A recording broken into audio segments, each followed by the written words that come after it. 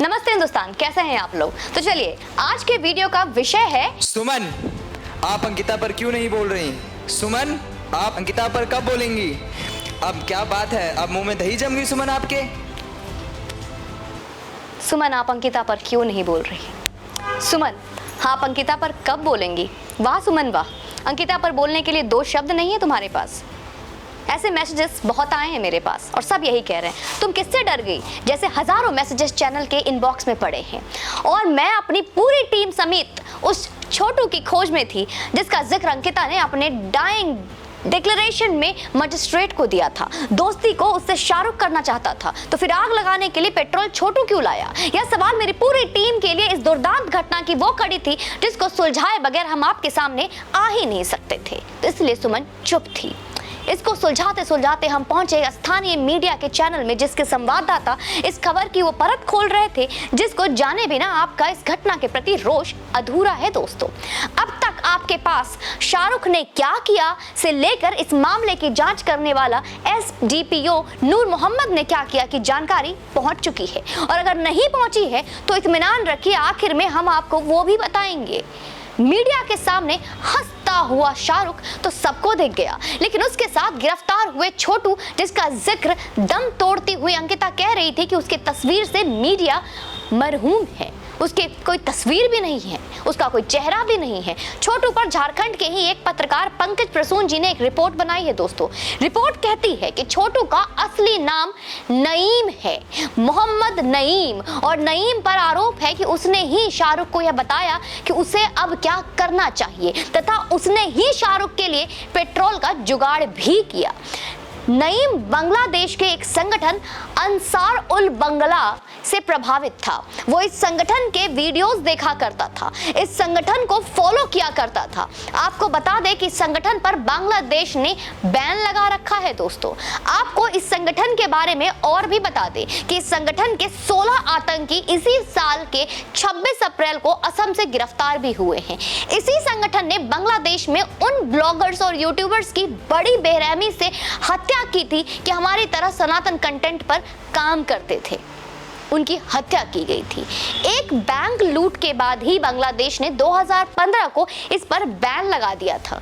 अंकिता को जलाने वाले शाहरुख की मदद करने वाला नईम इस संगठन का फॉलोअर था और इस संगठन का मुखिया मोहम्मद जसीमुद्दीन रहमानी अमेरिका में 30 सितंबर 2011 को राष्ट्रपति बराक ओबामा के आदेश पर मारे जाने वाले आतंकी अनवर नासिर अल अवलाकी का फॉलोअर था। अनवर अल अवलाकी के बारे में एक बात बहुत दिलचस्प है जो आपको जाननी चाहिए कि उसने अमेरिका में 6-7 शादियां की थी और उन्हें इस्लाम धर्म अपनाकर एक एक कर कर छोड़ता गया।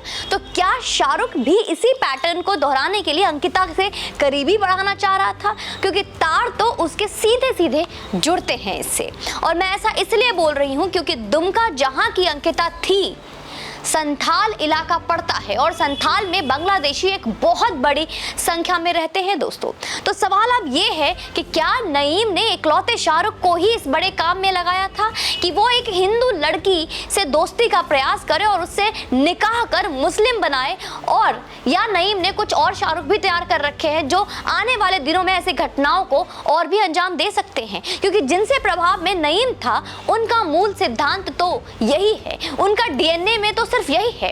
अगर इस दिशा में निष्पक्ष होकर इस जांच को आगे बढ़ाया जाता है तो बहुत संभव है कि आपके हमारे सामने कुछ ऐसे षड्यंत्रों के खुलासे भी बहुत जल्द हो सकते हैं। प्रियंका गांधी वाड्रा को शायद अब समझ में आ गया होगा कि उत्तर प्रदेश ने उनके लड़की हूं लड़ सकती हूं के नारे को सीरियसली क्यों नहीं लिया होगा, और क्यों नहीं लिया।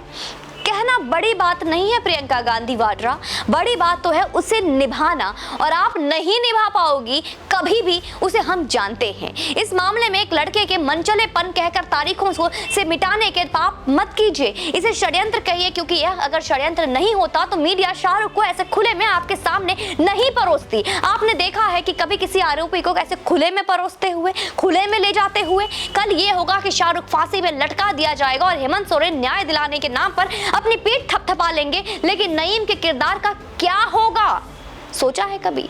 उसे बस एक सहायक मानकर बचा लिया जाएगा और एक संभावित बड़े खुलासे से हम फिर चूक जाएंगे, या हम इस दुर्दांत सोच का सच जान पाएंगे। क्योंकि सामान्य बुद्धि आपके हमारे पास भी है। आपके किसी दोस्त का प्रेम प्रस्ताव अगर कोई ठुकरा देता है तो आप और हम उसे मार डालने में अपने दोस्त का साथ देंगे?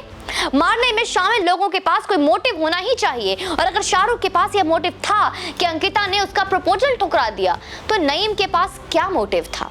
मीडिया में बस यह नहीं है कि शाहरुख ने अपना गुनाह कबूल कर लिया, तो क्या बिना गुनाह कबूल ही प्रशासन उसका पहचान उजागर होने दे रहा है? या फिर शाहरुख इस बड़े षड्यंत्र की वो कड़ी है जिसकी बलि चढ़ाकर इस षड्यंत्र को बचा लिया जाएगा? आखिर क्या कड़ी है वो? सच क्या है ये जानना है हमें। सच छिपा है नईम के पास, और झारखंड की सरकार काम करे या सरकार बचाने के लिए छिपता फिरे, कोई फर्क नहीं पड़ता। वो होंगे तो भी इसी घटना की वो परतें नहीं खोलेंगे। सच खुलेगा किसी केंद्रीय जांच टीम से। और अंकिता से बस एक बात कहना है कि तुमने ठीक किया मेरी बहन, ठीक किया बच्चा। हाँ, ये ठीक करने में तुम्हें बहुत तकलीफें झेलनी पड़ी, अपनी जान गंवाना पड़ा, लेकिन तुमने वो नहीं किया जो वो चाहते थे। तुम्हारी मौत तुम्हारी हार है। यकीन मानो अंकिता, तुमने माँ पद्मावती का किरदार निभाया है। उन्होंने भी विधर्मी खिलजी और मौत में मौत को चुना, और तुमने भी शाहरुख को मौत में तुमने मौत को चुना।